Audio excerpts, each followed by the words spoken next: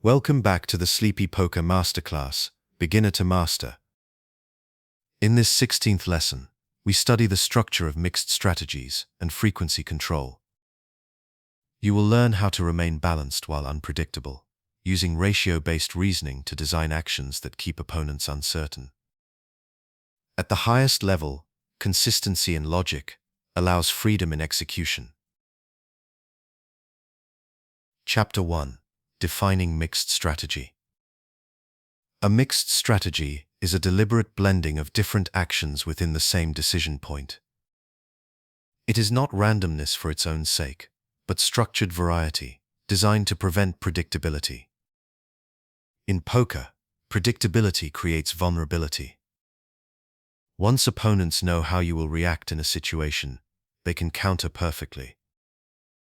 A mixed strategy dissolves that certainty by maintaining equilibrium between aggression, defense, and passivity.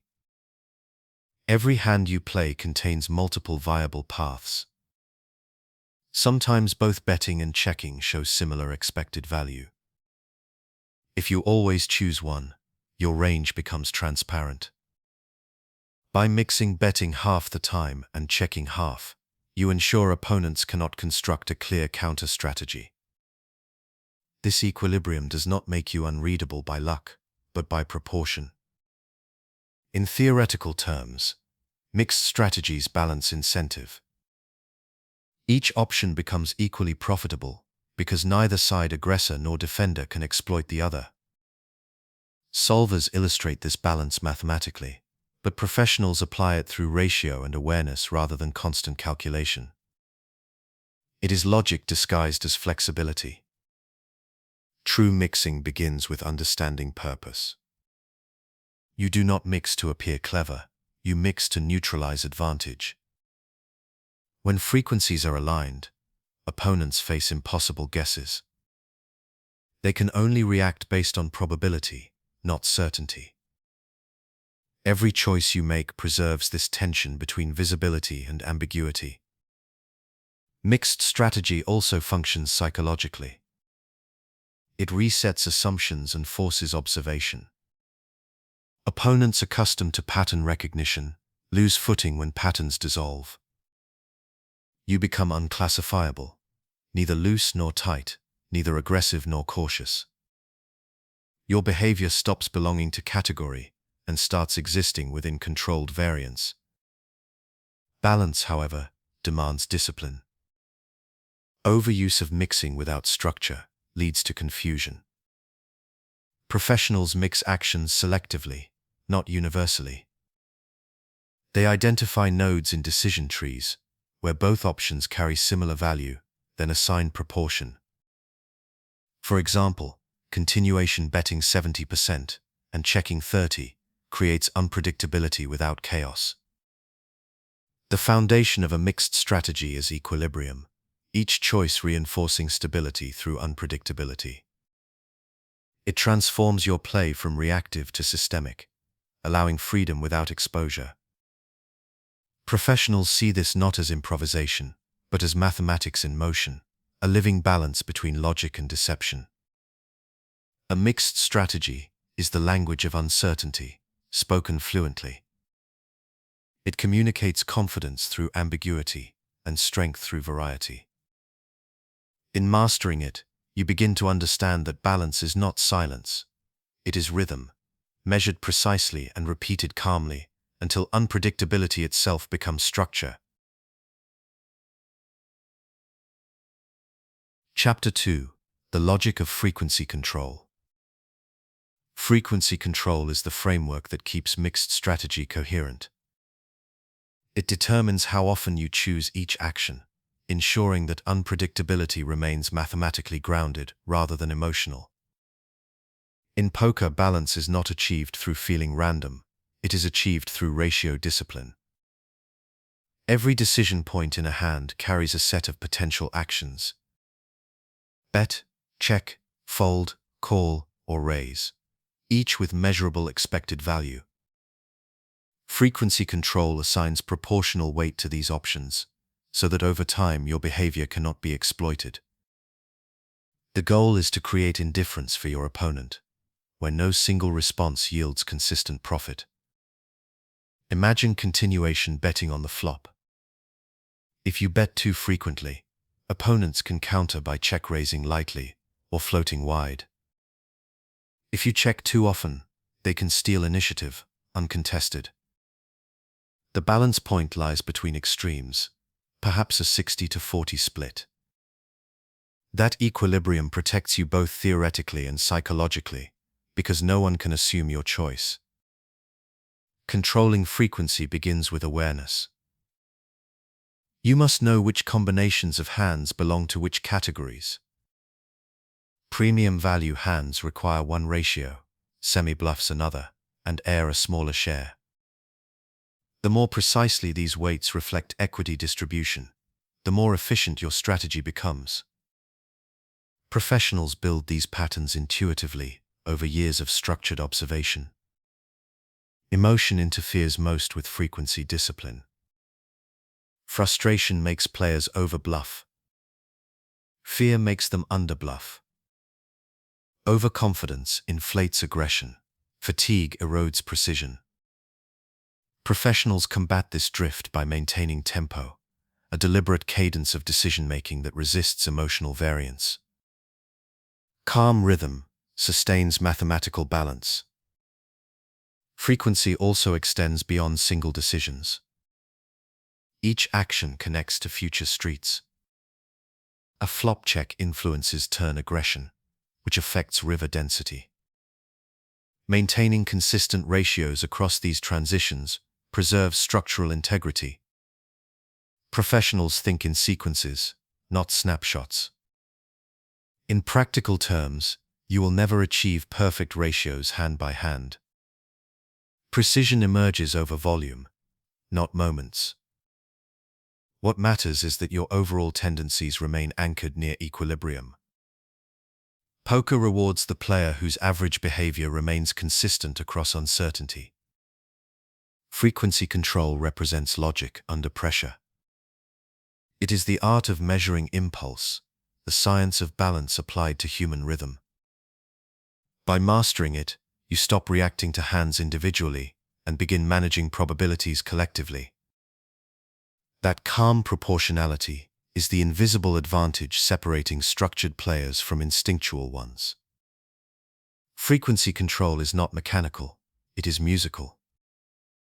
Every bet and check carries rhythm, and your frequencies form the tempo of your entire game. When played with discipline, the song becomes unreadable and perfectly balanced. Chapter 3: Randomization as Structure. Randomization in poker is often misunderstood as chaos. In truth, it is a form of structure, a mathematical method for ensuring that no single decision becomes predictable. When used properly, randomization is not guessing, it is controlled uncertainty. Every consistent player eventually becomes readable. Patterns emerge through repetition, even among disciplined professionals. Randomization dissolves those patterns by introducing controlled variation within fixed boundaries. You still operate inside logic and expected value, but the order of execution shifts. This subtle variation keeps your range balanced and your actions untraceable. Professionals randomize for one reason: protection. Perfectly balanced play requires that certain hands mix between multiple actions. For example, a suited ace might continuation bet 60% of the time and check 40%. A low-frequency action, like bluffing with a weak blocker, might occur only 20%. Randomization determines when those percentages occur, ensuring that the distribution remains statistically sound. The process can be external or internal. Some players use discrete cues, watch glances, chip colors, or mental countdowns to decide when to act differently. Others develop intuitive balance through repetition, trusting their subconscious to approximate correct ratios over time. The principle remains identical: structure guided by variance. True randomization feels calm. There is no excitement, no impulse, only execution. Each decision becomes part of a system that protects equilibrium. You no longer chase certainty, you maintain proportional unpredictability. This detachment reduces anxiety because outcomes lose emotional weight. The goal becomes adherence to ratio, not result. Randomization also prevents stagnation. In long sessions, fatigue narrows focus, causing unconscious repetition. Structured randomization forces mental flexibility, preserving freshness and awareness. It transforms mechanical patterns into dynamic rhythm. However, randomization without context leads to error. You do not randomize in every hand or situation. Apply it only when multiple options have comparable expected value. When one choice is clearly superior, take it. Balance requires variation only when outcomes are close. At its core, randomization is an elegant paradox, order created from chance. The randomness is not the point, the boundaries are. Within those boundaries lies control, discipline, and balance. The professional does not seek unpredictability through impulse, but through structure repeated calmly, until it becomes natural rhythm.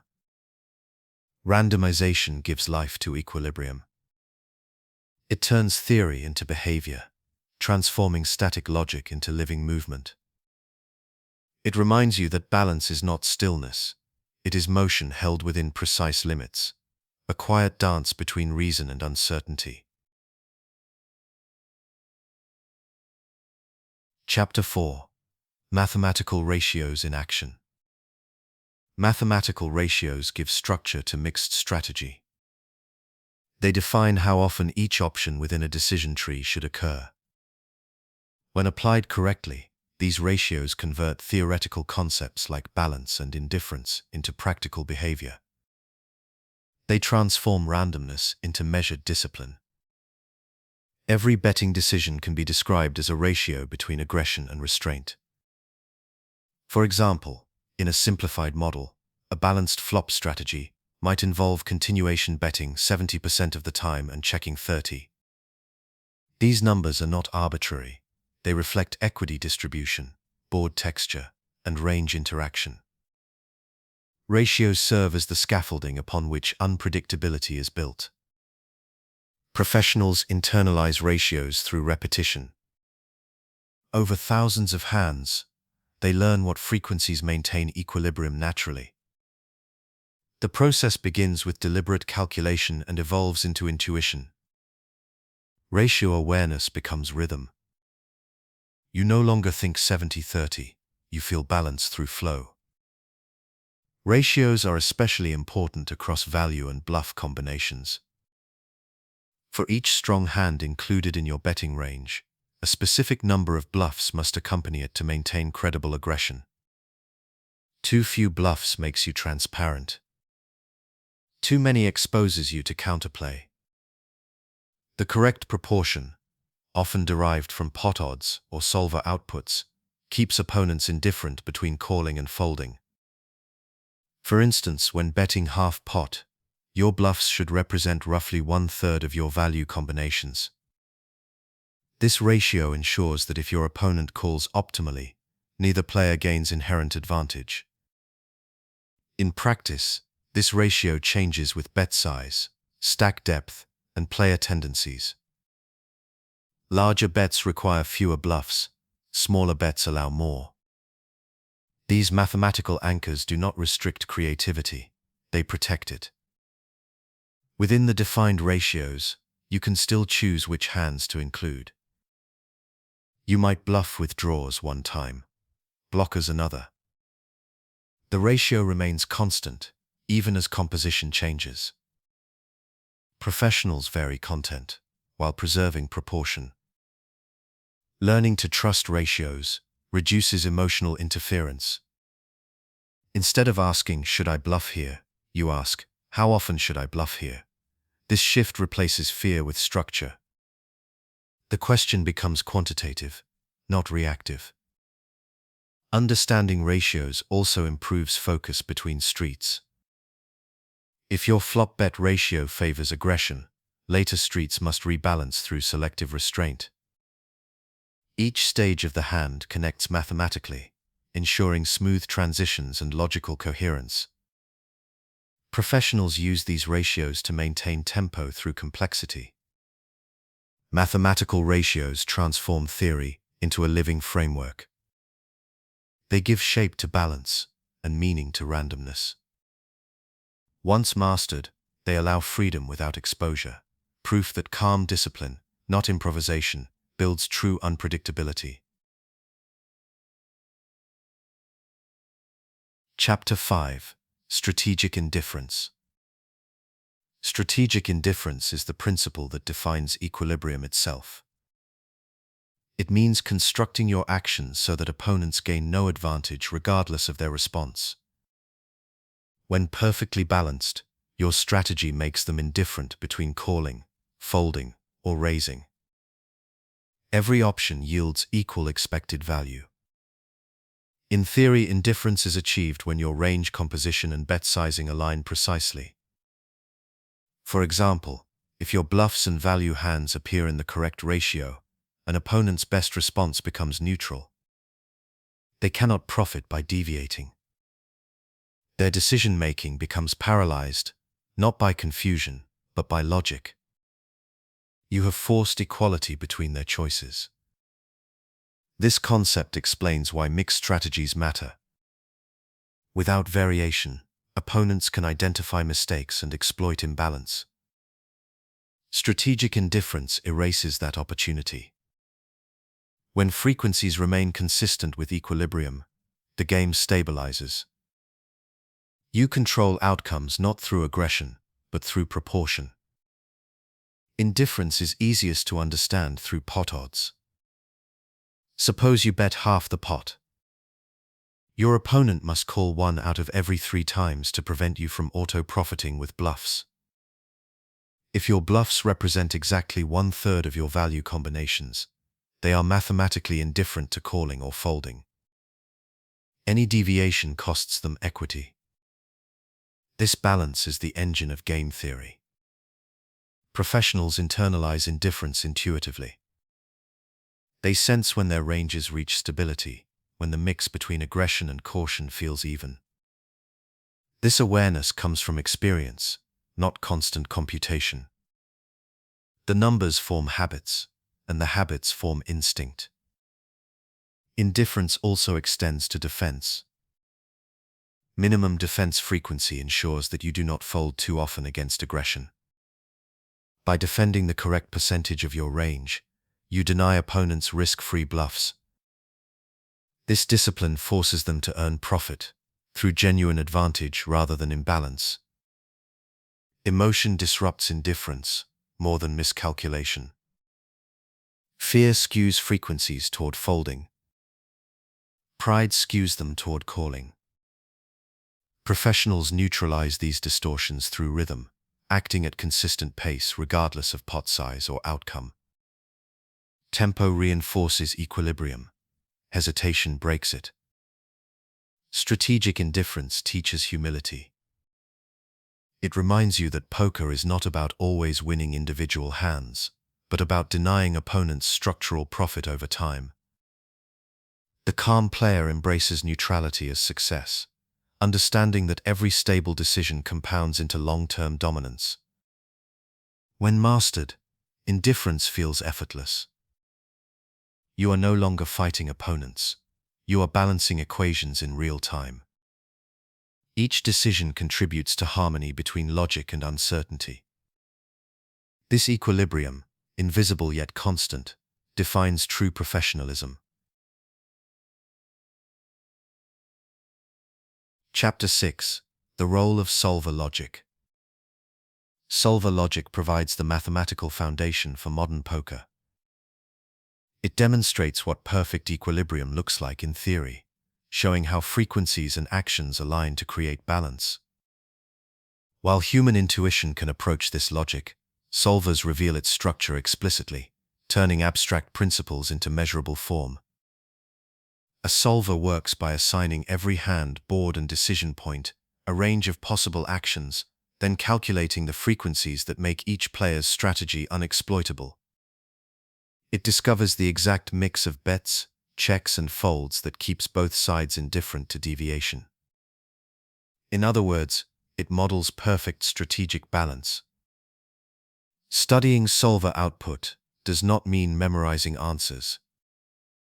Professionals use solvers as reference maps, not as instructions. The goal is understanding why equilibrium behaves as it does, not merely what it prescribes. For example, you learn that certain hands bluff more often because they block strong opponent holdings, or that smaller bets occur on dry boards because they efficiently pressure wide ranges. Each discovery refines intuition. Solvers expose logical symmetry. Every action has counterweight, and every frequency maintains equilibrium. Seeing this mathematically reinforces confidence during play. When you understand how balance functions in theory, you recognize when your decisions align with it, even under pressure. However, solvers assume perfect opponents. Real poker rarely behaves that way. Players miscalculate, tilt, and adapt inconsistently. Professionals integrate solver principles as a baseline, then adjust frequencies according to opponent tendencies. This balance between theoretical structure and practical exploitation defines mastery. Solver analysis also improves discipline. Reviewing output reveals where intuition drifts, perhaps bluffing too often in marginal spots, or failing to defend wide enough versus small bets. Identifying these deviations through data sharpens future consistency. The process converts vague feeling into measurable correction. Yet equilibrium study must remain calm. Chasing precision beyond reason creates paralysis. You cannot compute ratios mid-hand, you must feel them. The solver's purpose is to train awareness, not dictate live behavior. Over-reliance on perfect solutions leads to mechanical play detached from rhythm and emotion. The best players merge solver logic with self-awareness. They respect equilibrium while adapting fluidly to imperfection. They think in frequencies, not absolutes, in balance, not memorization. Solvers reveal truth, but wisdom comes from using that truth flexibly. Ultimately, solver logic is not about playing like a machine, it is about learning from one. It shows how harmony between mathematics and intuition produces consistency. When applied calmly, it teaches that structure and freedom are not opposites, but partners within perfect balance. Chapter 7. Controlled Deviation. Controlled deviation is the art of intentionally stepping away from equilibrium when conditions justify it. It separates rigid theory from living strategy. A perfect balance may be unexploitable, but it is not always optimal in real games. Human opponents make consistent mistakes, and deviation is the structured way to capitalize on them. The word controlled is essential. Random deviation invites chaos. Controlled deviation applies logic and observation. Before changing frequency or action, a professional identifies a pattern. Perhaps opponents overfold to aggression, underbluff rivers, or react emotionally to pressure. Once verified, you adjust ratios to exploit this bias. Every deviation must follow evidence, not impulse. Deviation exists on a spectrum. At one extreme lies pure theory, balanced and predictable. At the other, reckless exploitation. The professional lives between them, drifting subtly toward whichever side the environment rewards. They know when to bend structure without breaking it.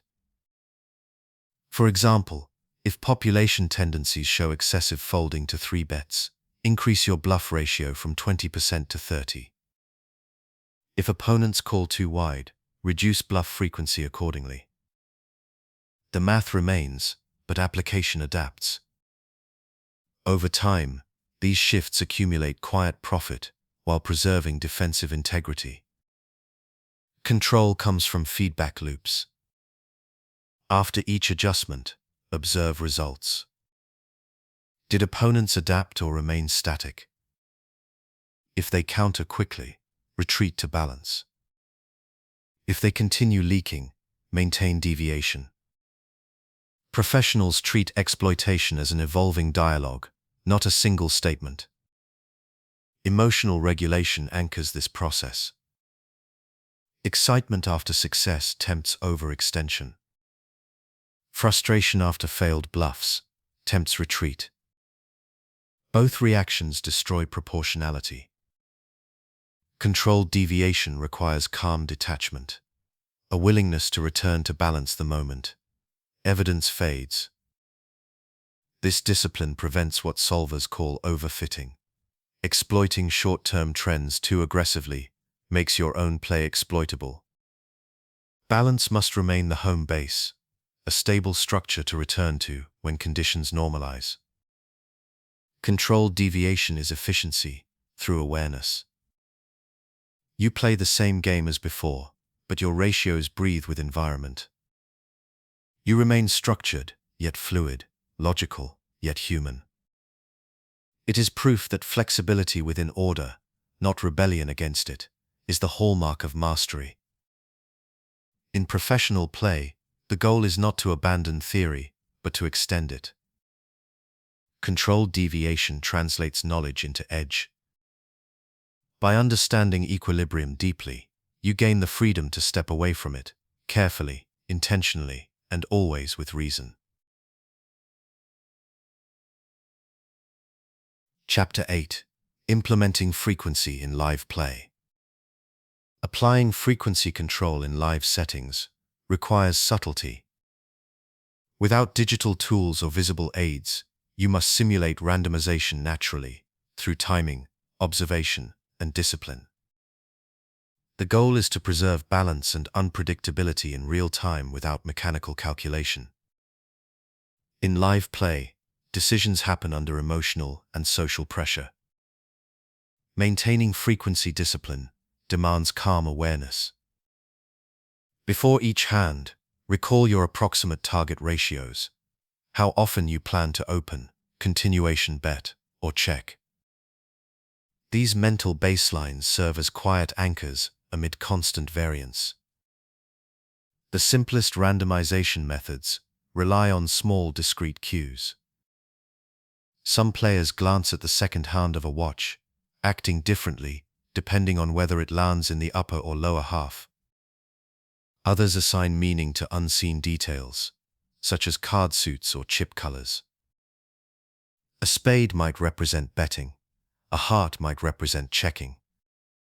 Over time, these systems fade into instinct, eliminating conscious distraction. However, physical cues are only tools. True balance arises from mental rhythm. Professionals train through repetition until approximate frequencies feel natural. With experience, intuition replaces counting.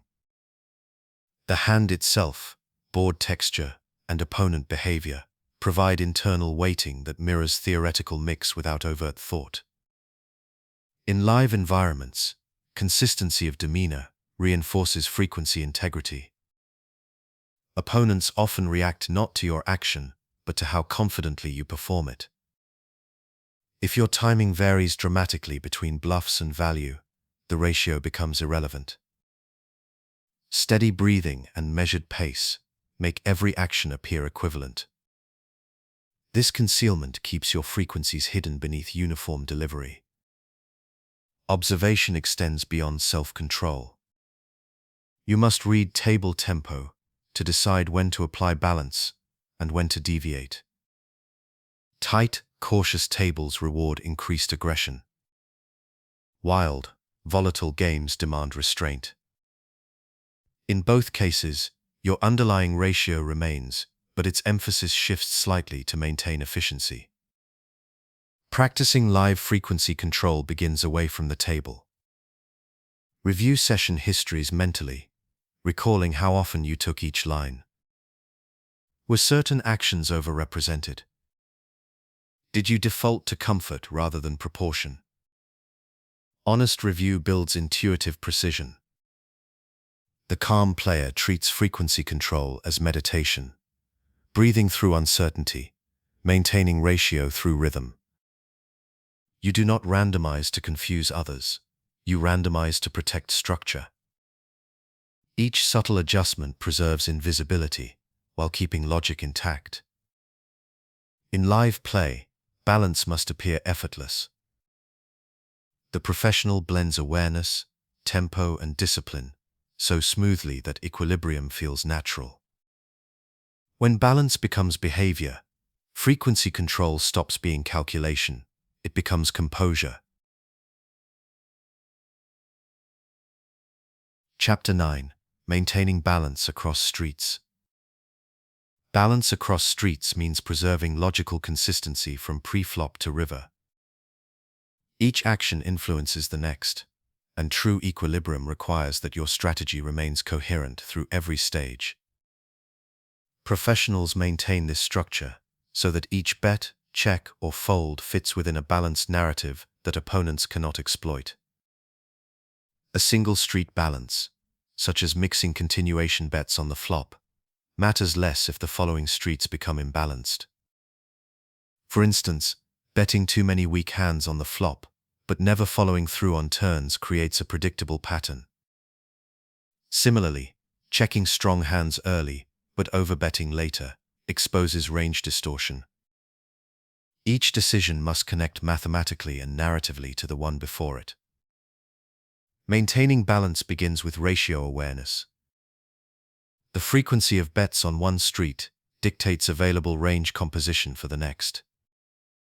If you continuation bet 70% of flops, you must defend proportionally on turns to prevent overfolding. Each action narrows or widens future frequency bandwidths. Professionals think in ranges that evolve, not isolated decisions. Consistency in sizing supports cross-street balance. Smaller bets on earlier streets preserve flexibility. Larger bets commit more range weight, limiting later maneuverability. Professionals match frequency to geometry, balancing aggression with pot structure to ensure future stability. Each street functions as an equation, solved incrementally. Emotional consistency matters equally.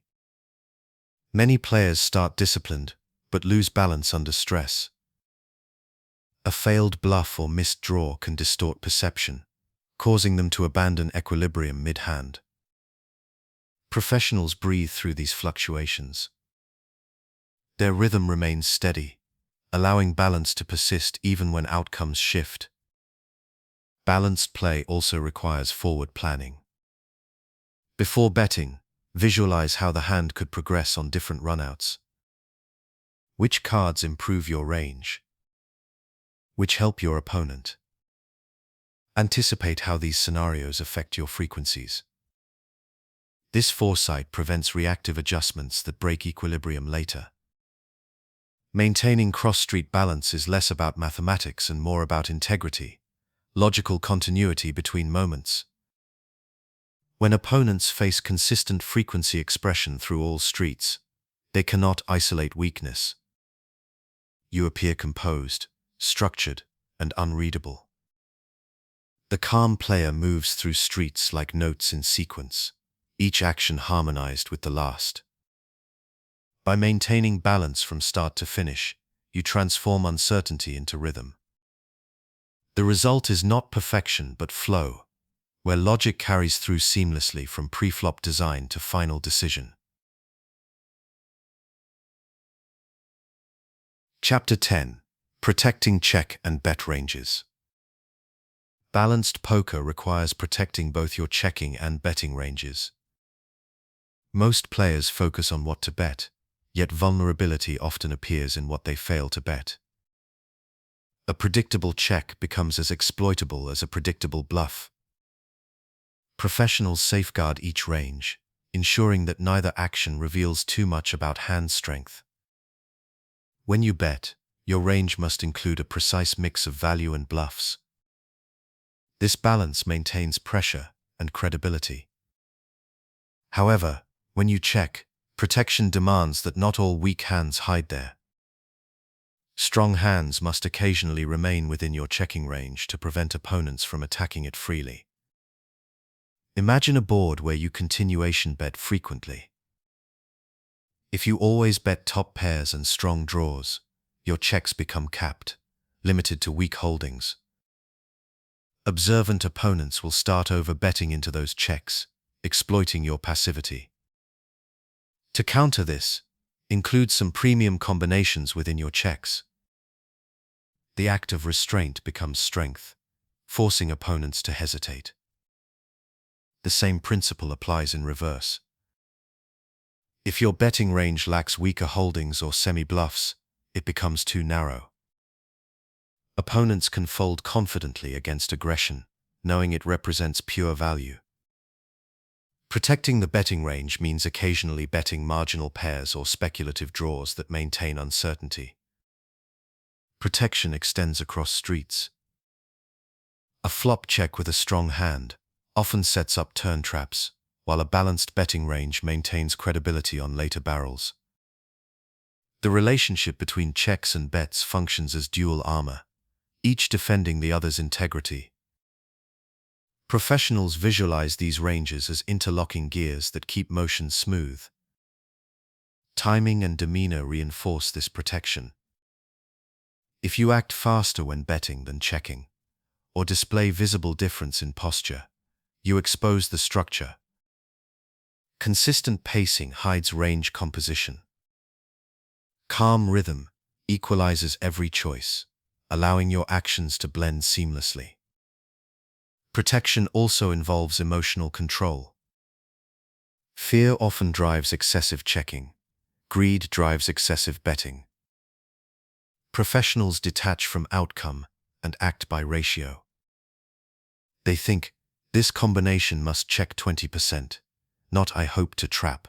Logic replaces emotion, preserving equilibrium. A protected range is a balanced conversation. You speak through bets and checks in equal measure, each line saying just enough to remain believable, but never specific. Opponents may listen, but they cannot translate the message. Protecting check and bet ranges creates silence with invisibility. Every action hides meaning beneath neutrality.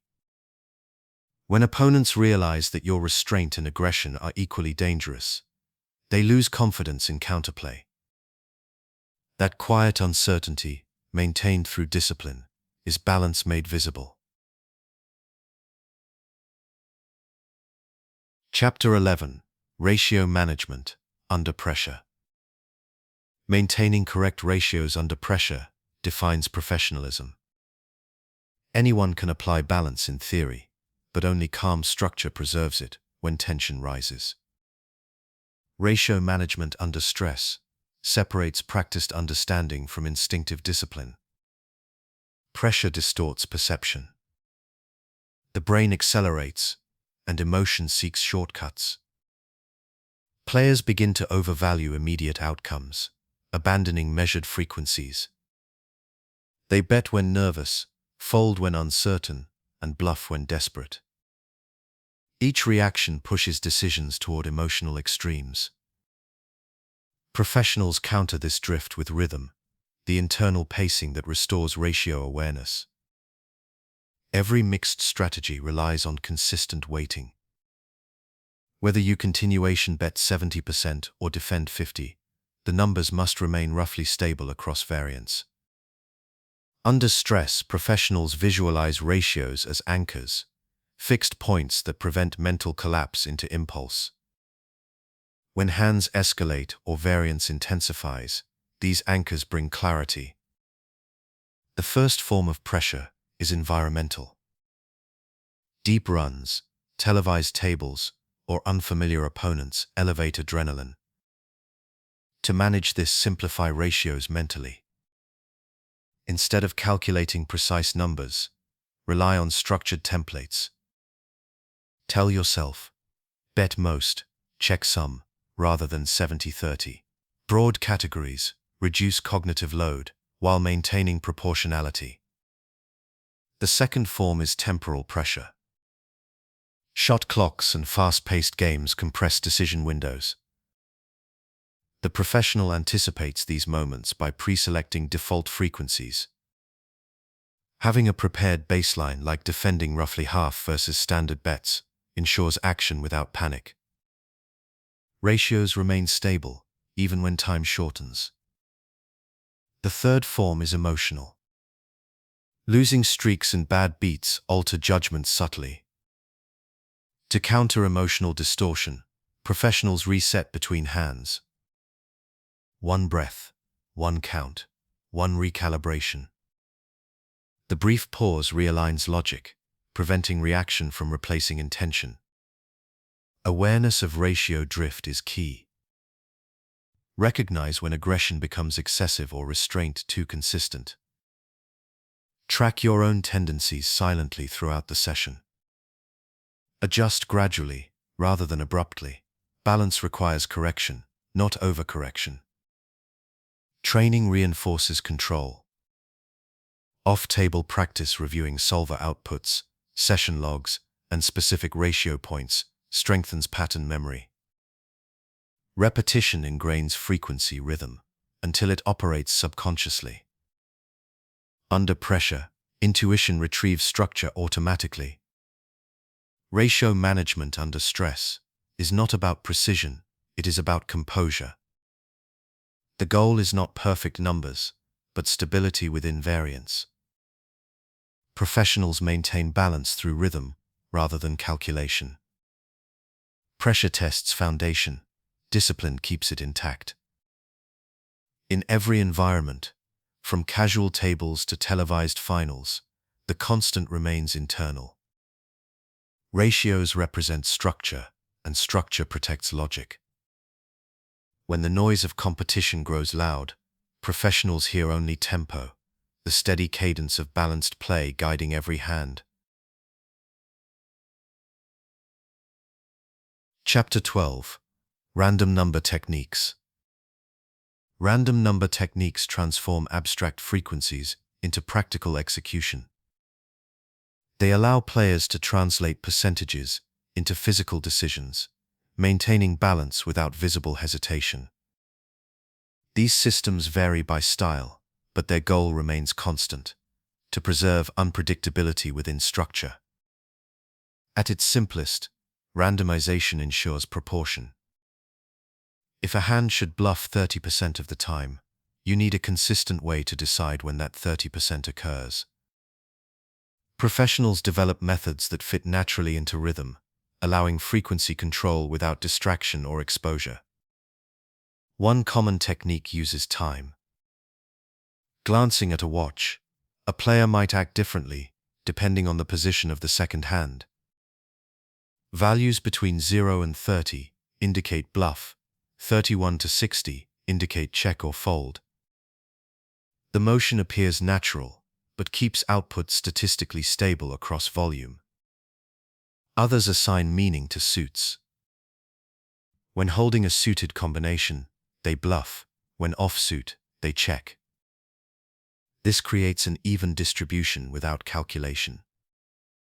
Because suits vary evenly over large samples, the method approximates ratio naturally.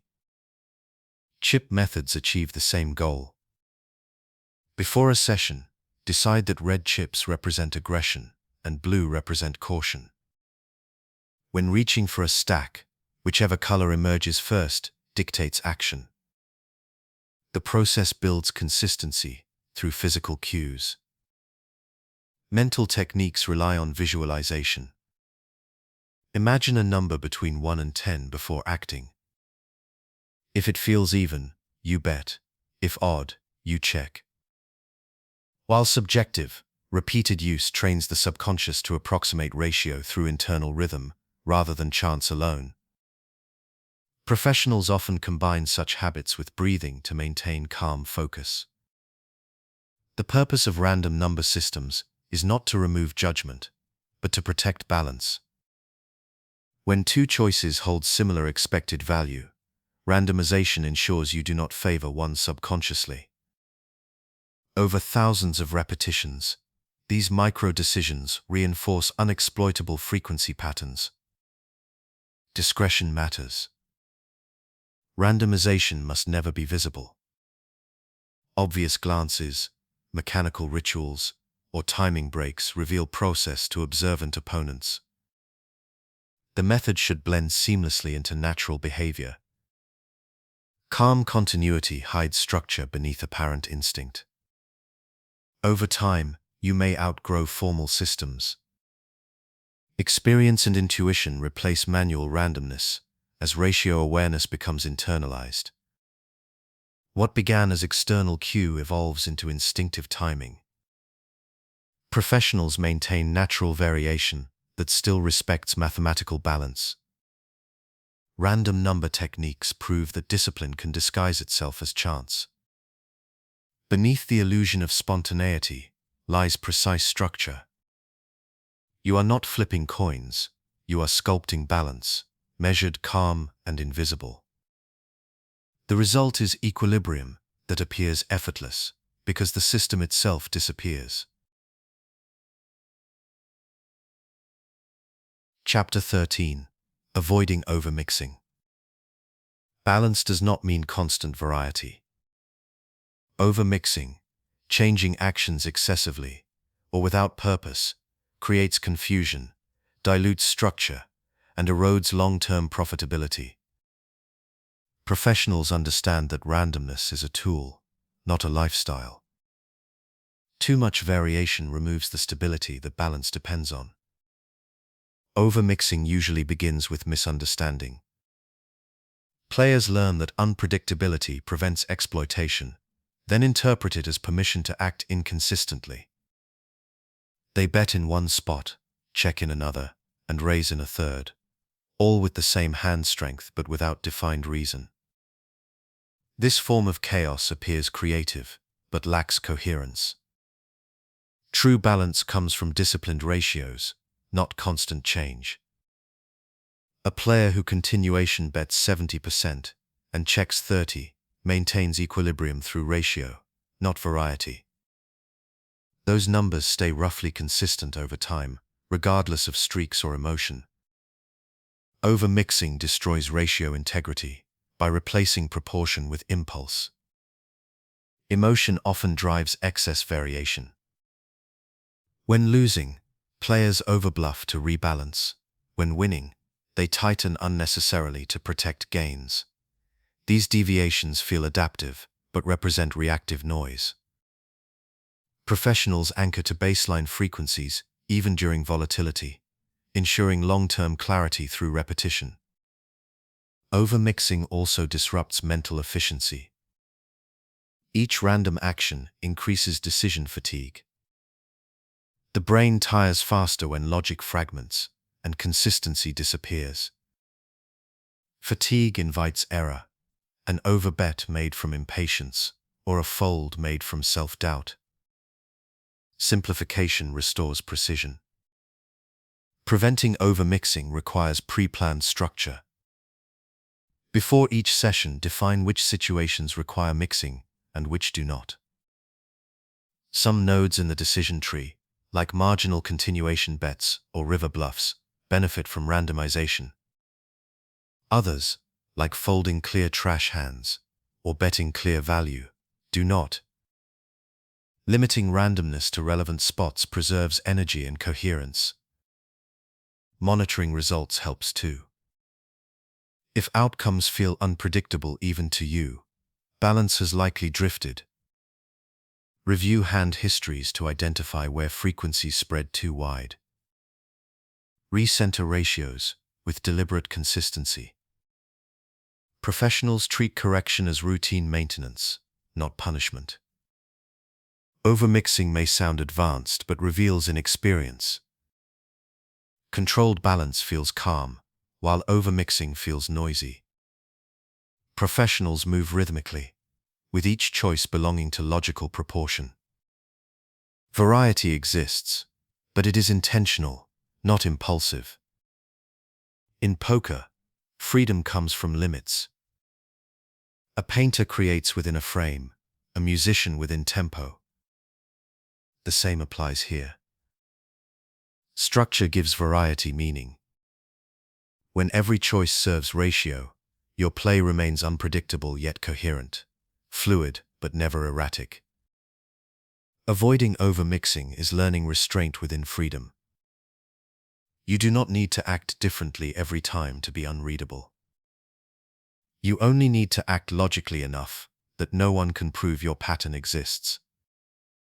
Calm discipline, not chaos, sustains true unpredictability. Chapter 14. Recognizing Opponent Frequency Drift. Frequency drift describes how players unconsciously deviate from balanced play over time. Even skilled opponents lose consistency under pressure, fatigue, or emotion. Recognizing these shifts allows professionals to adjust before others notice change. Subtle awareness of drift turns balance from defense into weapon. Every player begins a session with baseline frequencies, how often they open, call, bluff, or fold. As variables accumulate, those frequencies shift. A few lost pots create hesitation. A string of wins invites overconfidence. These gradual changes alter ratios invisibly, turning disciplined ranges into exploitable patterns. Observation reveals drift through rhythm and reaction. Players who once acted evenly start moving faster or slower. Aggressive players reduce bet sizing or hesitate before raising. Passive players begin defending wider out of frustration. You detect imbalance, not by single hands, but by cumulative tone, the atmosphere surrounding decisions. Tracking drift requires neutrality. You must observe without judgment. Assign numerical estimates mentally. This player bluffs less than 1 in 5 spots now, or this opponent continuation bets nearly every flop. Calm internal note-taking transforms emotion into data. Professionals translate intuition into proportions silently. Fatigue accelerates drift. Long sessions dull decision-making precision, and emotional repetition amplifies error. Once you identify fatigue-based imbalance, adapt ratios accordingly. Against over-aggressive players, widen traps and slow bluffs. Against those retreating into fear, attack smaller pots repeatedly. Drift also appears in population trends. Online pools, live tournaments, and local cash games all show recurring shifts in frequency preference. Over months, players collectively overcorrect, first bluffing too often, then tightening excessively. Professionals recognize these cycles and adjust early, harvesting edges while others recalibrate. Emotionally induced drift occurs fastest after confrontation. When a bluff fails publicly, many players swing toward passivity. When a value hand collapses to a cooler, they overcompensate with reckless bluffs. Calm professionals remain detached, treating emotional volatility as signal. Each deviation provides blueprint for counter-strategy. However, adaptation must remain measured. Overreacting to short-term drift causes your own imbalance. Adjust gradually, tightening defense or widening bluff range by small increments. Let data confirm trend before committing fully. Controlled exploitation maintains structure while capitalizing quietly. Recognizing frequency drift is like hearing rhythm slip slightly off beat. You notice before others do. The music still plays, but you sense where timing falters. By staying grounded while others lose tempo, you transform their imbalance into harmony with your own. Chapter 15. Counterbalancing through adjustment. Counterbalancing is the act of restoring equilibrium once imbalance appears. Whether it arises from your own tendencies or opponent drift, the goal is simple: adjust ratios to return the system to stability. Professionals apply counterbalance gradually, using logic and awareness rather than reaction. Every strategy functions like a scale. Over time, one side leans heavier. You may find yourself bluffing slightly too often, folding too easily, or overvaluing marginal hands. Counterbalancing corrects these tilts through proportion, not overhaul. A small shift in frequency, 5% less bluffing, a few more value bets, recenters the structure without creating new imbalance. Awareness begins with honest self-observation. Track decisions over multiple sessions rather than individual outcomes. If you consistently feel relief when folding or discomfort when checking, bias may have developed. Professionals read emotional cues as data points. Discomfort signals imbalance, and balance restores calm. Opponents also require counterbalancing. When they overfold, increase bluff frequency incrementally. When they overcall, tighten aggression and prioritize value.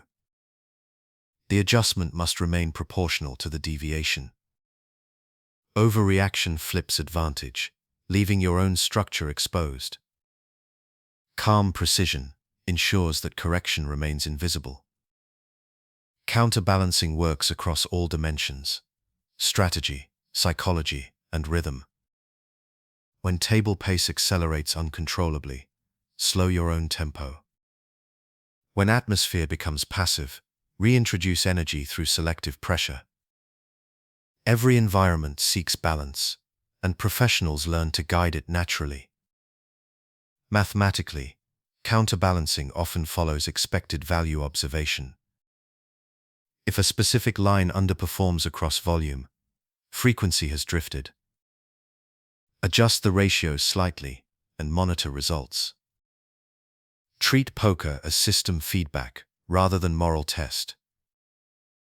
Logic replaces blame, restoring proportion through data instead of emotion. Internal rhythm anchors the process. Professionals breathe evenly during recalibration, preventing urgency from dictating speed. They allow structure to settle through repetition rather than force. Balance returns not from reaction, but from rhythm, the slow resynchronization of logic and emotion. Counterbalancing also maintains psychological integrity. Recognizing drift without judgment prevents tilt and preserves focus. You correct quietly, act calmly, and remain grounded in principle. Over time, this stability compounds, building resilience that others lack. Poker's balance is never permanent. It drifts subtly, reflecting human nature itself. Counterbalancing is the discipline of constant correction, the silent act of steering chaos back into rhythm. Professionals do not chase perfection, they maintain proximity to it, adjusting calmly whenever imbalance appears.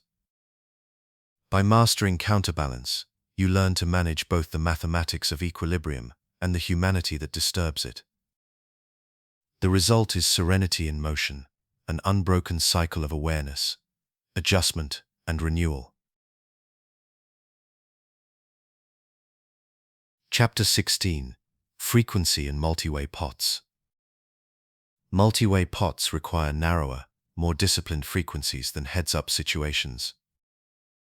With multiple opponents, each action must account for overlapping ranges and reduced fold equity. Professionals adjust their mix ratios downward, valuing caution and precision over raw aggression. In heads-up play, equilibrium balances directly between two players. But in multi-way settings, Equilibrium fragments. Every additional opponent adds new layers of range interaction, shifting incentives toward defense. Bluffing frequencies decline naturally because success demands that all opponents fold, not just one. Even small adjustments in field size transform optimal ratios dramatically. Pre-flop, this shift begins immediately. Opening ranges narrow slightly, emphasizing equity strength and playability. Hands that rely on fold equity, weak-suited connectors or marginal offsuit aces, lose efficiency against multiple defenders. Professionals prefer holdings with strong realization potential across varied textures. Post-flop, continuation betting frequency decreases. Multiway boards produce shared equity. Rarely does one player hold overwhelming advantage. Betting too frequently exposes range imbalance and invites counteraction from several directions. Professionals bet smaller and less often, focusing on protection and equity denial rather than pure aggression. Checking strong hands becomes crucial. In multi-way pots, balance demands that your checking range include value capable of calling or raising later streets. This protection prevents opponents from isolating your weakness. You create equilibrium through restraint rather than volume. Frequency adjustments also extend to bluff selection. Choose bluffs that retain equity when called by multiple players.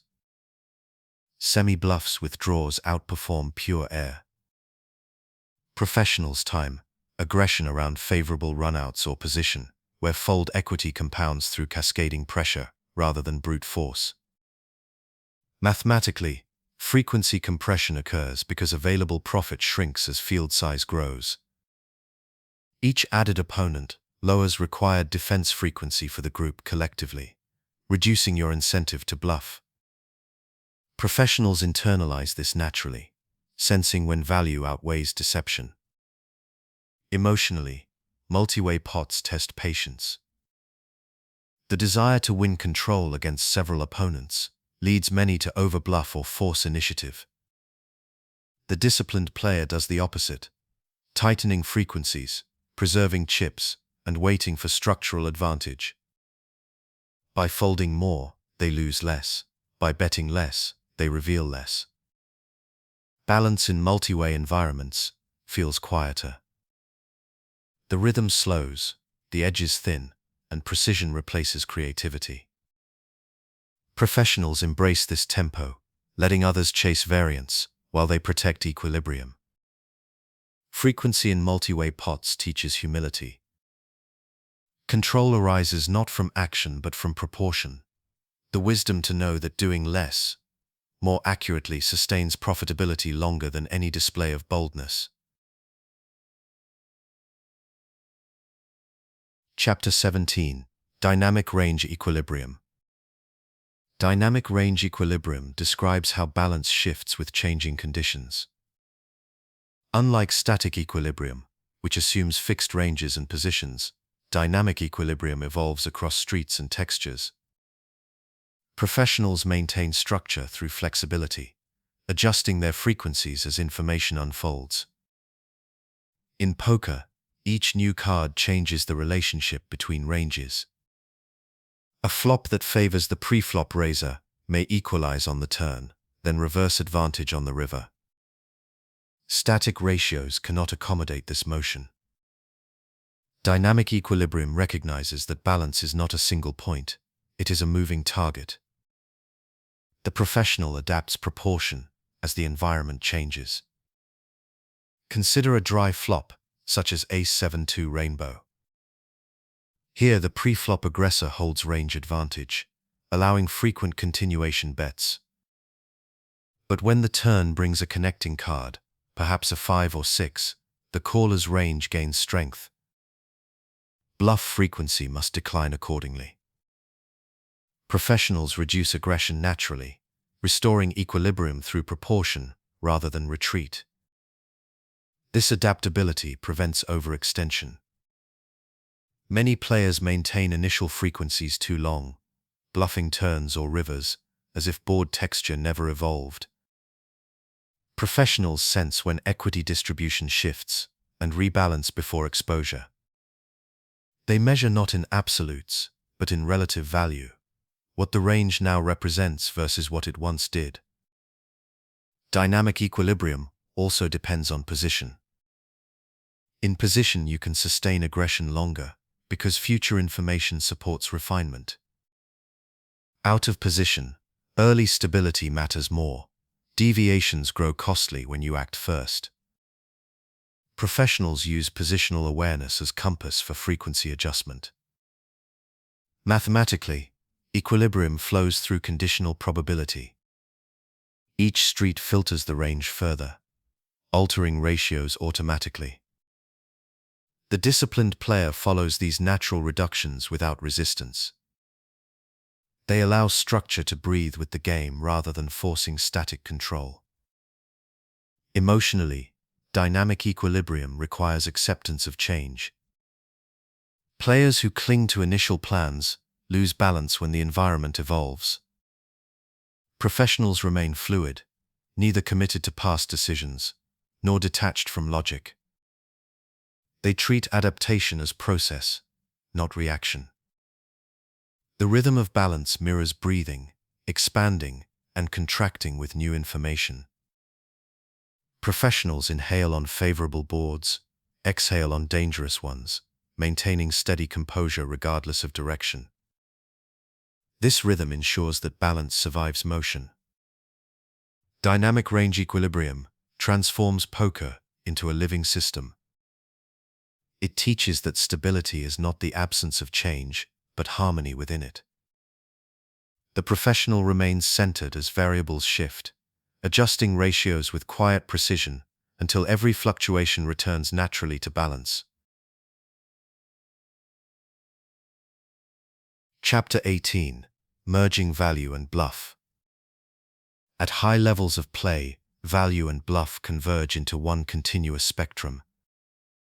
Merging these categories rather than treating them as opposites creates balanced aggression that conceals intention. The professional merges by design, ensuring that every bet, whether for profit or deception, fits logically within the same frequency framework. In traditional thinking, bluffs and value hands are separate. You bet strong holdings to get called and weak ones to make opponents fold. But this separation invites exploitation. Observant players detect emotional contrast between confidence and hesitation, identifying which side of the spectrum you occupy. Merging dissolves this divide through consistency of logic, sizing, and timing. A merged range includes hands of moderate strength, second pair, top pair, with weak kicker, or medium pocket pairs. These hands bet not because they dominate, but because they balance. By mixing them with both bluffs and strong value, you create continuity. Opponents cannot isolate strength from weakness when all actions share similar rhythm. Mathematically, merging smooths the distribution of equity. Instead of betting only polarized hands, either very strong or very weak, you occupy the middle. This reduces frequency spikes that reveal range boundaries. Professionals choose merge strategies on textures, where both players hold medium equity, ensuring neither gains clarity. Merged aggression thrives in environments of uncertainty. On boards like 10-9-8, with mixed suits, value and bluff hands overlap. Betting a middle-strength hand both protects equity and maintains pressure. Your opponent faces dilemma: fold and concede, or call and risk marginal showdown. Either way, they operate under doubt. Psychologically, merging eliminates emotional variance. Betting no longer depends on confidence or fear, but on structure. You act because ratio dictates, not because feeling demands. Each merged action sustains neutrality, keeping opponents guessing and your mindset steady. Balance across streets reinforces this effect. When merged betting continues through turn and river, it projects credible storylines regardless of holding. Even if the hand transitions from value to bluff or bluff to value, your narrative remains believable because frequencies align. Merging also supports thin value extraction. Medium hands generate small but consistent profit when opponents misread aggression as bluff-heavy. Over time, this steady accumulation compounds quietly into large advantage. Professionals use merging as disguise. It blurs boundaries between categories, replacing contrast with continuity. Opponents searching for polarization find none, they see rhythm instead. When value and bluff merge seamlessly, your actions form a single balanced voice. It speaks softly, without extremes, yet communicates authority through coherence. That voice is equilibrium expressed through motion, the calm sound of logic replacing noise. Chapter 19: Frequency and Bluff Catching. Bluff catching is the defensive counterpart to balanced aggression. It requires calling with the correct proportion of hands, so that opponents cannot profit by bluffing too often. The concept revolves around minimum defense frequency, the mathematical threshold that keeps your range protected from automatic exploitation. Minimum defense frequency, or MDF, defines how often you must continue against a given bet size. The formula is simple: 1 minus the bet size divided by the total pot after that bet. For example, facing a pot-sized bet, you must call 50% of the time to prevent your opponent from earning automatic profit with bluffs.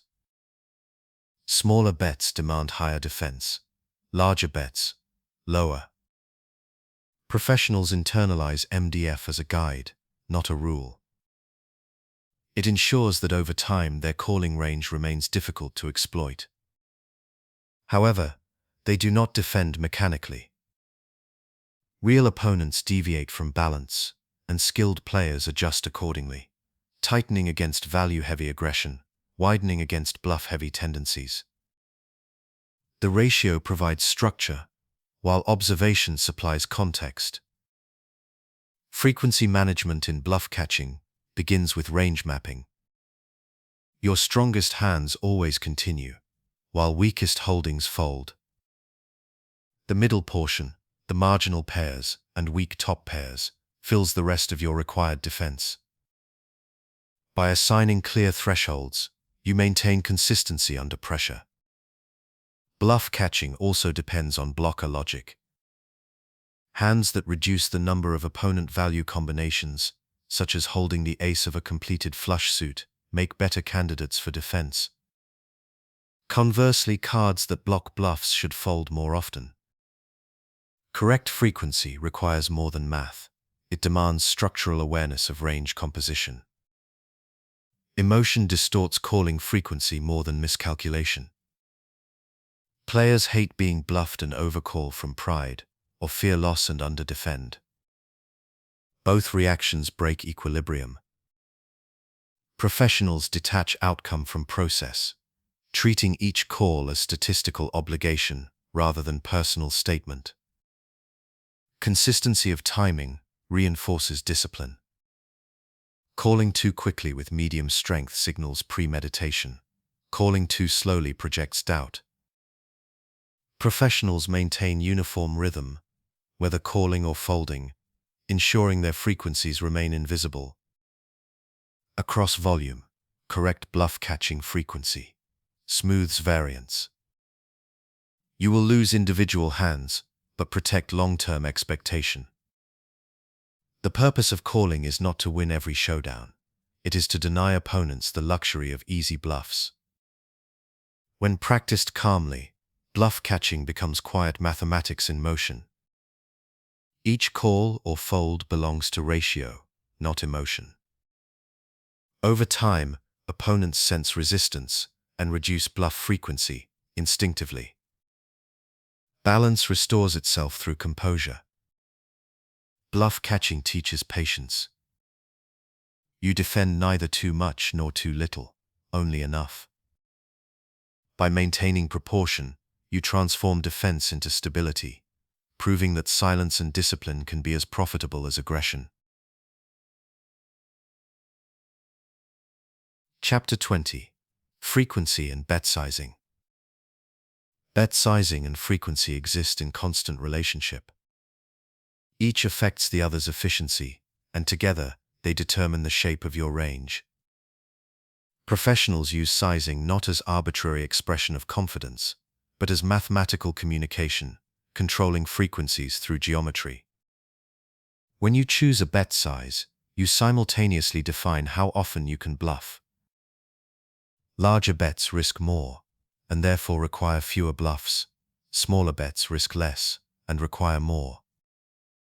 The ratio between value and bluff follows directly from risk to reward.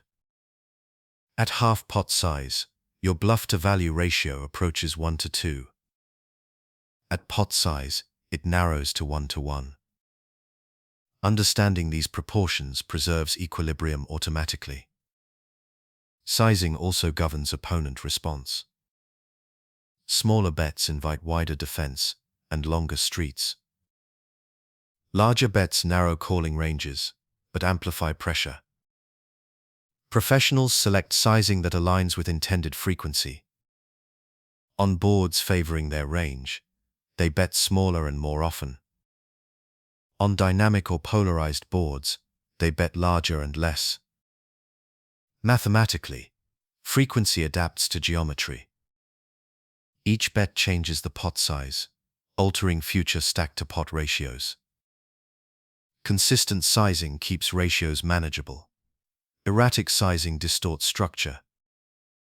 Professionals treat pot geometry as rhythm, flowing through streets with proportional tempo. Psychologically, sizing communicates emotional balance. Predictable bet sizes make your strategy readable, while inconsistent ones expose imbalance. Professionals avoid emotional reaction. No oversized revenge bets. No timid half measures after losses. Every size fits purpose. Consistency preserves integrity of frequency across all hands. When value betting, professionals select sizes that extract maximum calls without isolating range. They bluff with identical sizing to protect narrative. Opponents become indifferent, not because they misread, but because your ratios and sizes coexist logically. Each hand contributes to equilibrium's disguise. Frequency control also dictates how often to check.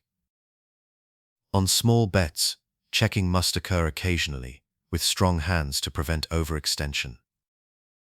On large bets, checking frequency increases naturally, since aggression carries more weight. The dynamic interplay ensures no action exposes bias. Pressure amplifies this relationship. Under fatigue or tilt, players often drift toward uniform sizing, betting the same amount regardless of texture. While seemingly balanced, this mechanical habit removes adaptability. Professionals remain aware, letting geometry and frequency co-evolve rather than stagnate. In the end, frequency and sizing form dual language. One speaks through proportion, the other through magnitude. Mastery lies in synchronization, the calm ability to express intent mathematically, while concealing meaning emotionally. When the two align, each bet sounds harmonious, the right size, the right time, the right proportion. The table hears rhythm, not pattern. That quiet structure, precise yet fluid, defines balance in its purest form.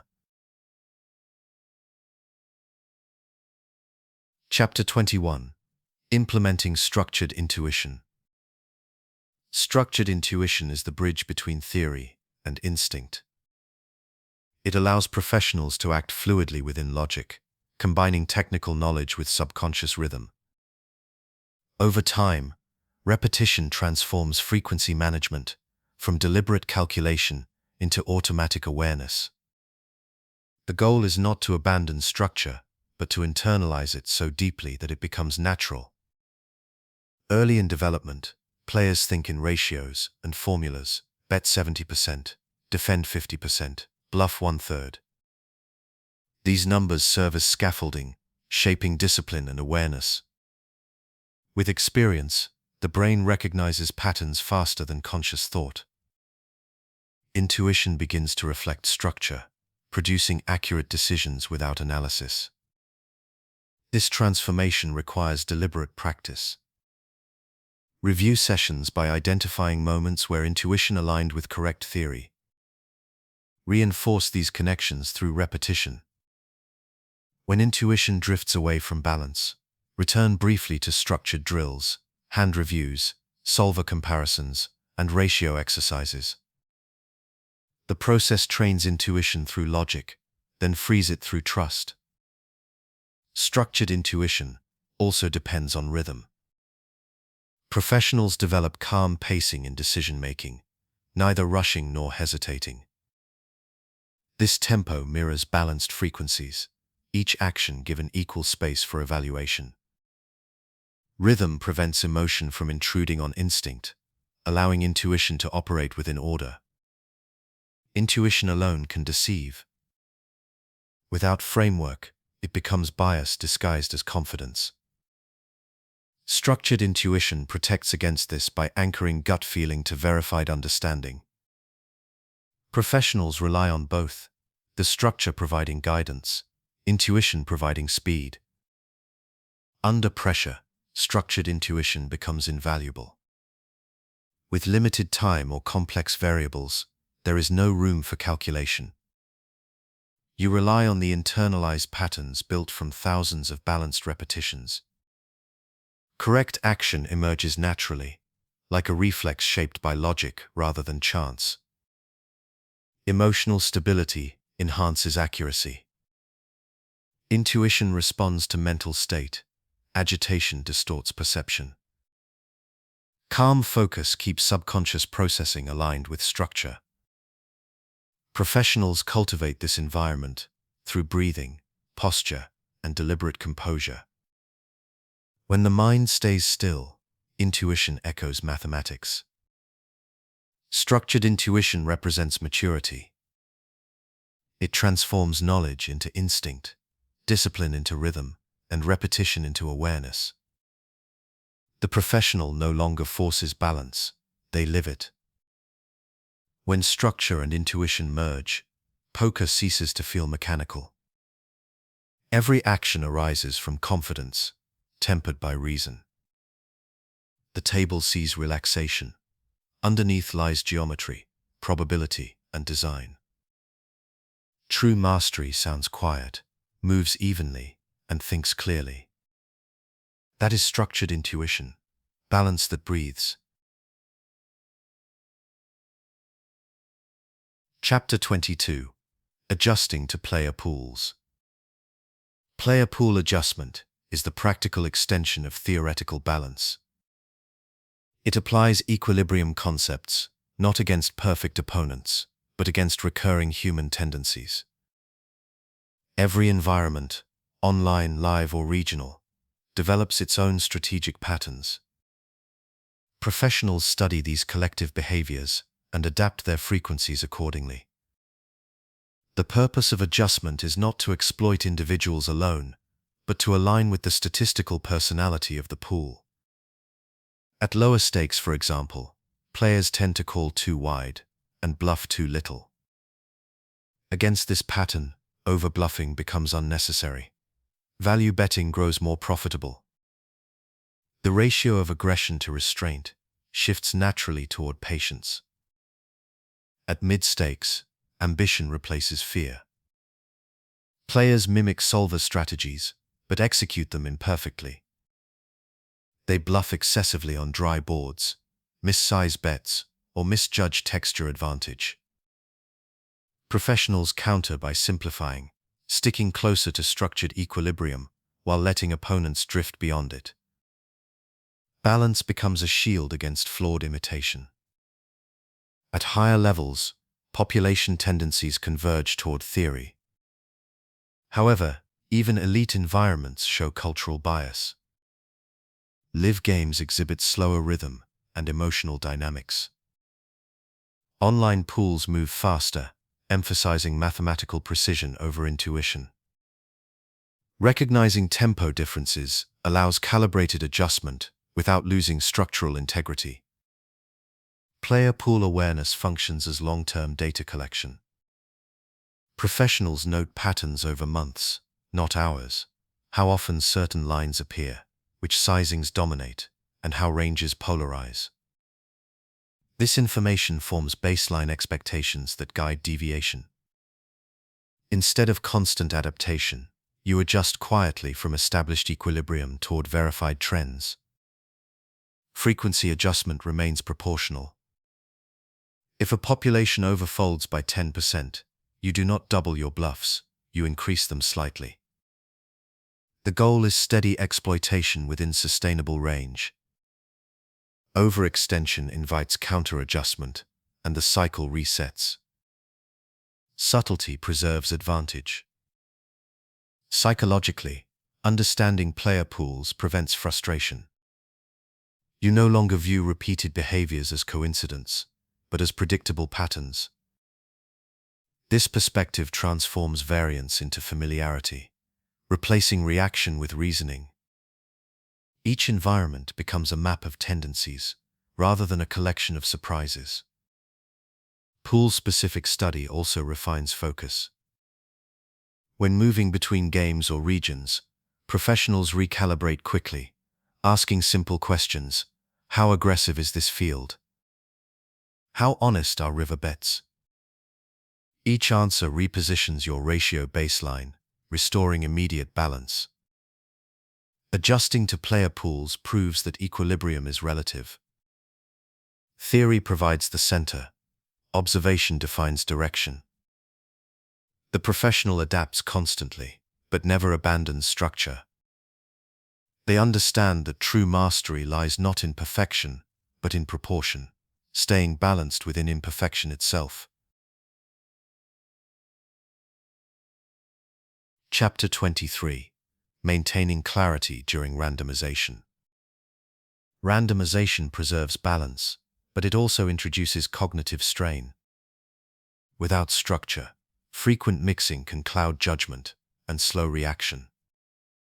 Professionals maintain clarity by separating what must be randomized from what must remain fixed, ensuring that every decision stays both deliberate and calm.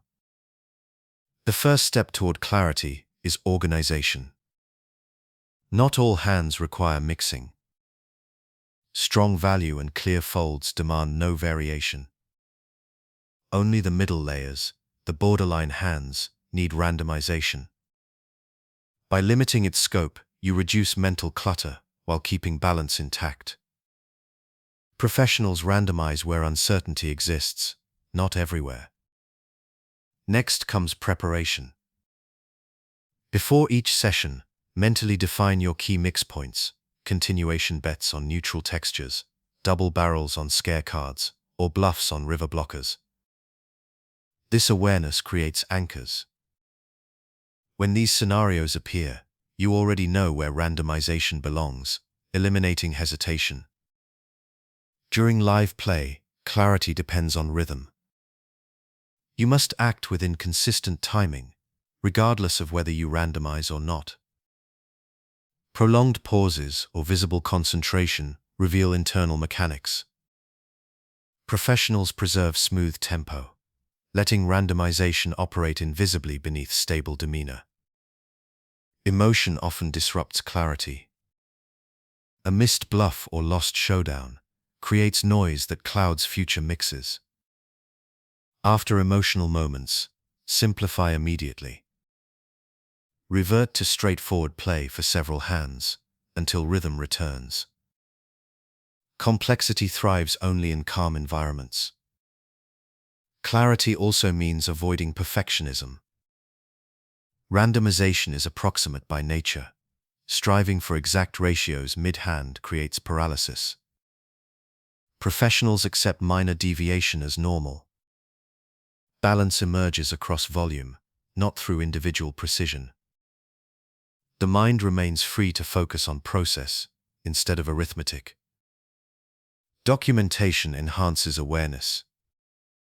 After sessions, record moments of confusion, times when you hesitated, mixed incorrectly, or defaulted to instinct.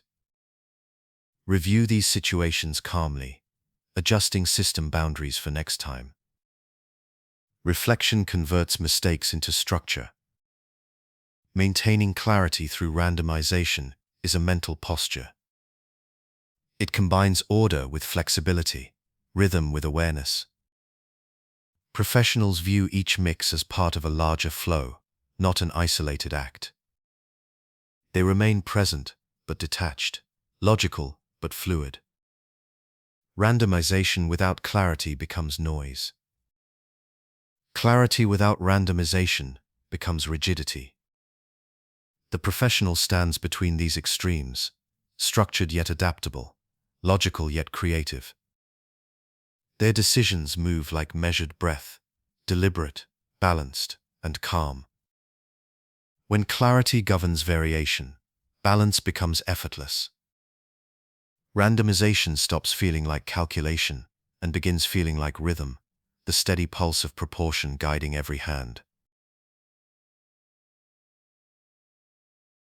Chapter 24: Simplifying Complex Trees. Poker decision trees expand exponentially with every option. Each street multiplies potential outcomes until the number of possibilities exceeds conscious processing. Professionals manage this complexity not by memorizing every branch, but by simplifying the structure. Simplification preserves accuracy through clarity, not through detail. Complex trees challenge balance, because each node carries its own frequency. Without organization, ratios drift as decisions fragment. Professionals counter this by grouping similar situations into categories: texture types, bet sizes, and range interactions.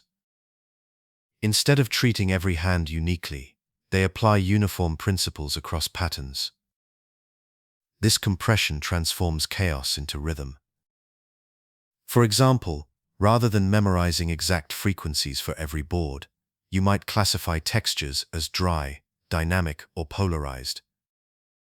On dry boards, continuation bet often. On dynamic ones, reduce frequency. On polarized textures, mix selectively.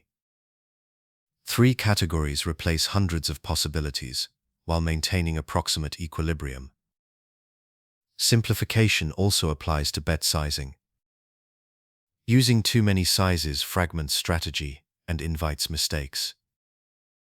Professionals choose 1 or 2 consistent options per street, allowing their frequencies to remain coherent. Consistency in geometry reduces decision fatigue and keeps behavior invisible. Range construction benefits from simplification as well.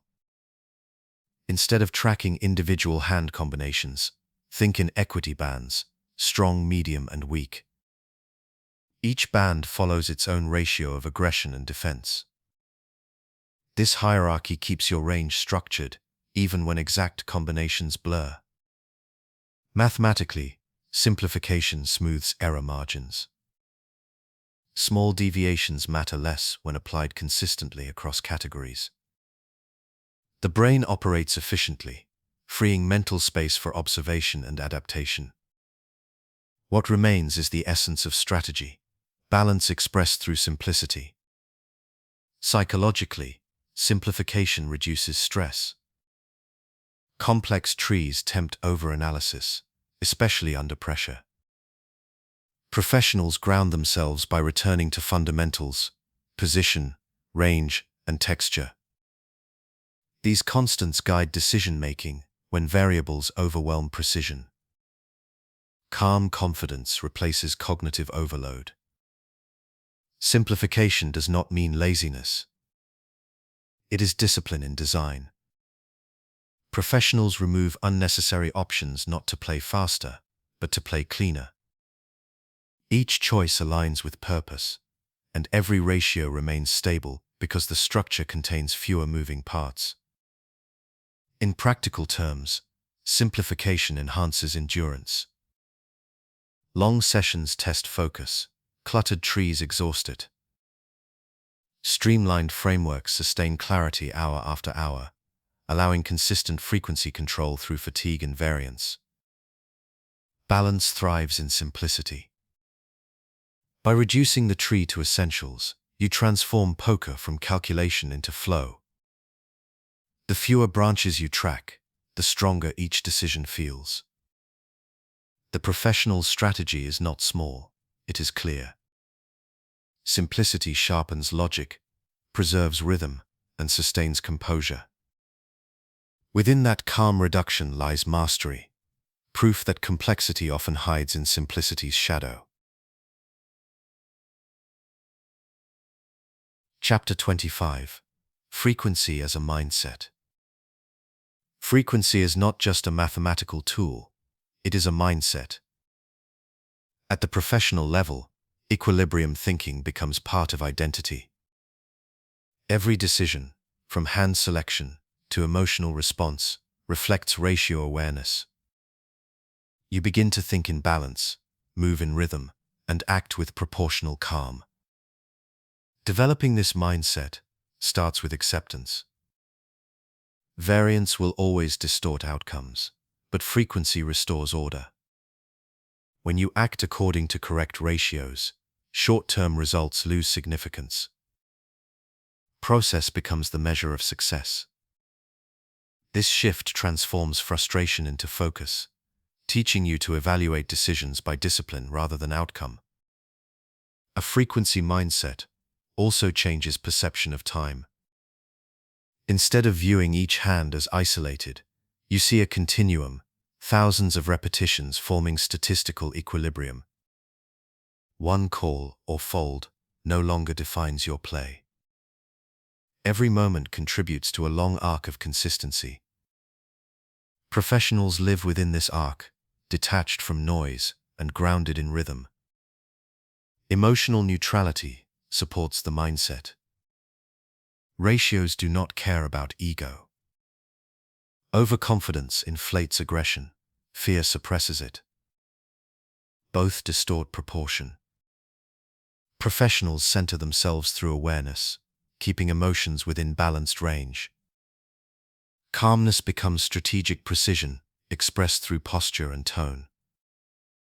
Frequency thinking extends beyond mechanics. It governs energy, attention, and patience. You cannot sustain balanced decisions with an unbalanced lifestyle. Professionals structure rest, nutrition, and focus like they structure ranges, allocating effort in proportion to demand. Balance off the table mirrors balance on it. In competition, the frequency mindset manifests as rhythm. You no longer calculate consciously. You feel the correct mix through practiced intuition. When logic and instinct align, you operate in flow. This quiet efficiency appears effortless, but results from thousands of deliberate corrections. The mindset also guards against tilt.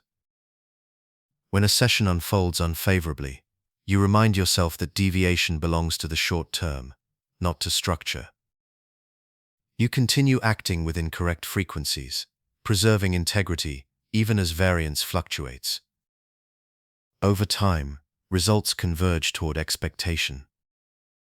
Professionals who adopt this mindset display composure that others notice but cannot define. Their timing feels natural, their choices unpredictable yet consistent. They seem unaffected by swings because their focus rests on ratios, not luck. Frequency as mindset is not theory, it is temperament. It teaches patience through logic and calm through proportion. Every balanced act reinforces identity until discipline feels instinctive. When balance becomes habit, poker becomes quieter. You no longer fight the game, you accompany it. Each hand joins the rhythm of thousands before it. Within that rhythm lies mastery, where math and mind move as one. Chapter 26. Lesson Recap. Mixed strategies and frequency control form the backbone of modern poker theory. They transform randomness into discipline and balance into invisibility. This lesson has shown how structure, proportion, and awareness merge to create calm unpredictability, an equilibrium that protects your range, mind, and rhythm. You began by learning what a mixed strategy is, the deliberate use of multiple actions to prevent exploitation. You discovered that randomness is not chaos but design, a calculated blend of frequencies guided by logic. From there you explored the mathematics of ratios, strategic indifference, and the theoretical foundation revealed through solver logic. Each concept built the framework of balance. Then came application. You learned how to deviate intentionally, implement frequencies in live play, and maintain coherence across streets. You studied how to protect betting and checking ranges, manage ratios under pressure, and randomize through natural, invisible methods. Each practice reinforced the same principle: control through proportion. As the lesson deepened, focus turned outward. You observed how opponents drift from equilibrium and how to counterbalance through adjustment. You examined how frequencies shift in multiway pots, how equilibrium evolves dynamically, and how value merges with bluff through harmony rather than contrast. These patterns revealed that balance is not static, it breathes, adapts, and renews itself continuously. The later chapters connected strategy to mindset. You saw that intuition becomes structured through repetition, that balance applies to player pools as much as individuals, and that simplicity protects precision. By maintaining clarity during randomization and reducing complexity in decision trees, you sustain composure through motion. Ultimately, mixed strategy is more than a tactic, it is perspective. It replaces ego with rhythm, reaction with awareness, and chaos with calm. Professionals who master frequency control do not seek to dominate the game, they flow within it, guiding balance through proportion and patience. This lesson concludes with one enduring principle: balance is not the absence of extremes, but their coexistence in harmony. By applying mixed strategies deliberately and maintaining frequency discipline, you become unreadable, not through secrecy, but through structure. Equilibrium, once practiced long enough, no longer feels mechanical. It becomes instinct, your quiet advantage in every session, every hand, and every decision.